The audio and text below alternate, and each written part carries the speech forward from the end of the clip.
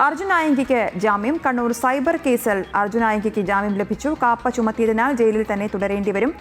Joseph അഗസ്റ്റിനുണ്ട് വിശദാംശങ്ങളുമായി. Joseph, ഇപ്പോൾ cyber കേസിലാണ് അർജുൻ ആയങ്കിക്ക് ജാമ്യം ലഭിച്ചിരിക്കുന്നത്. അതേസമയം കാപ്പ കേസ് ഉള്ളതിനാൽ ജയിലിൽ തന്നെ തുടരേണ്ടി വരുന്നൊരു സാഹചര്യം കൂടിയുണ്ടല്ലേ? അശ്വതി സൂചിപ്പിച്ചതുപോലെ തന്നെ Kannur cyber police crime register ചെയ്ത കേസിലാണ് ഇപ്പോൾ അർജുൻ ആയങ്കിക്ക് ജാമ്യം ലഭിച്ചിട്ടുള്ളത്.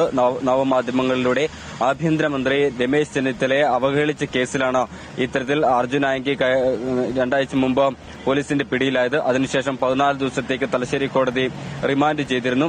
എന്തായാലും ഈ സംഭവത്തിലാണ് ഇത്തരത്തിൽ ജാമ്യം ലഭിച്ചിട്ടുള്ളത്. പക്ഷേ മറ്റ് കേസുകൾ ഉള്ളതിനാലും കാപ്പ ചുമത്തിയിട്ടുള്ളതിനാലും കണ്ണൂർ സെൻട്രൽ ജയിലിലേക്ക് അർജുൻ ആയങ്കിയെ മാറ്റാനാണ് ഇപ്പോൾ ശുപാർശ വന്നിരിക്കുന്നത്. ഈ കളക്ടറുടെ ഉത്തരവ് ഇന്നലെ ഇതുമായി ബന്ധപ്പെട്ട് വന്നിരുന്നു. ഇതിനെ തുടർന്ന് സിറ്റി പോലീസ് കമ്മീഷണറുടെ നേതൃത്വത്തിൽ അർജുൻ ആയങ്കിയെ വീണ്ടും കസ്റ്റഡിയിലെടുത്ത് കണ്ണൂർ സെൻട്രൽ ജയിലിലേക്ക് മാറ്റാനാണ് ഇപ്പോൾ തീരുമാനിച്ചിട്ടുള്ളത്. എന്തായാലും ആഭ്യന്തരമന്ത്രിയെ നവമാധ്യമങ്ങളിലൂടെ ഭീഷണിപ്പെടുത്തിയ കേസിൽ അർജുൻ ആയങ്കിക്ക് ജാമ്യം ലഭിച്ചിരിക്കുകയാണ്. മറ്റ് കേസുകളിലും സമാനമായ രീതിയിൽ അന്വേഷണം നടക്കുന്നുണ്ട്. ഇതുമായി ബന്ധപ്പെട്ട് അവർ വരും ദിവസങ്ങളിൽ കസ്റ്റഡി അപേക്ഷ ഉൾപ്പെടെ നൽകുമെന്ന് തന്നെയാണ് അറിയിച്ചിട്ടുള്ളത്. എന്തായാലും കോതമംഗലം SHOയെ ഭീഷണിപ്പെടുത്തിയ കേസിലടക്കം നടപടികളും അന്വേഷണവും പുരോഗമിക്കുകയാണ്. പ്രാഥമിക തെളിവെടുപ്പ് പൂർത്തിയാക്കിയിരുന്നു.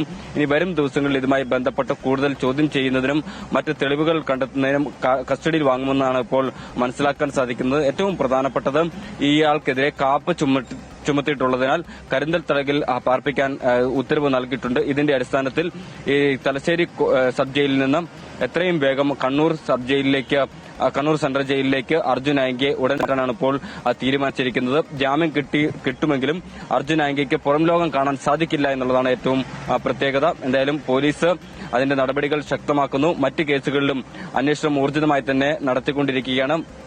23 കേസുകളാണ് അർജുൻ ആയങ്കിക്കെതിരെ നിലവിൽ രജിസ്റ്റർ ചെയ്തിട്ടുള്ളത്. കഴിഞ്ഞ 7 വർഷത്തിനിടെ 9ഓളം ക്രിമിനൽ കേസുകളും അർജുൻ ആയങ്കിക്കെതിരെ രജിസ്റ്റർ ചെയ്തിട്ടുണ്ട്. ഈ കേസുകളിലും ഉടൻ തന്നെ അന്വേഷണം പൂർത്തീകരിച്ച് കുറ്റപത്രം സമർപ്പിക്കാൻ ഒരുങ്ങുകയാണ് അന്വേഷണ സംഘം.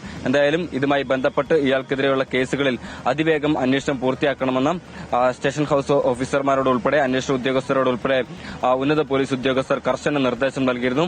വകുപ്പ് മേധാവിയും ഇതുമായി ബന്ധപ്പെട്ട് നിർദ്ദേശം നൽകിയിട്ടുണ്ട്.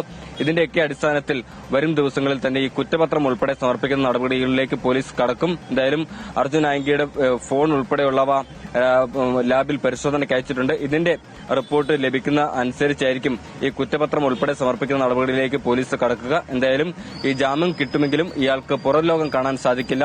കണ്ണൂർ സെൻട്രൽ ജയിലിലേക്ക് മടങ്ങേണ്ടി വരുമെന്നുള്ളതാണ് ഏറ്റവും വലിയ കാര്യം. എന്തായാലും കാപ്പ ചുമത്തിയിട്ടുള്ളതിനാൽ ഉടൻ തന്നെ കണ്ണൂർ സെൻട്രൽ ജയിലിലേക്ക് മാറ്റാനാണ് ഇപ്പോൾ ഇത്തരത്തിൽ കളക്ടർ നിർദ്ദേശം നൽകിയിരിക്കുന്നത്. അശ്വതി, ശരി. സൈബർ കേസിൽ അർജുൻ ആയങ്കിക്ക് ജാമ്യം ലഭിച്ചിരിക്കുകയാണ്. അതേസമയം കാപ്പ കേസുള്ളതിനാൽ ജയിലിൽ തന്നെ തുടരേണ്ടി വരും. വിവരങ്ങൾ നൽകുകയായിരുന്നു ജോസഫ് അഗസ്റ്റിൻ.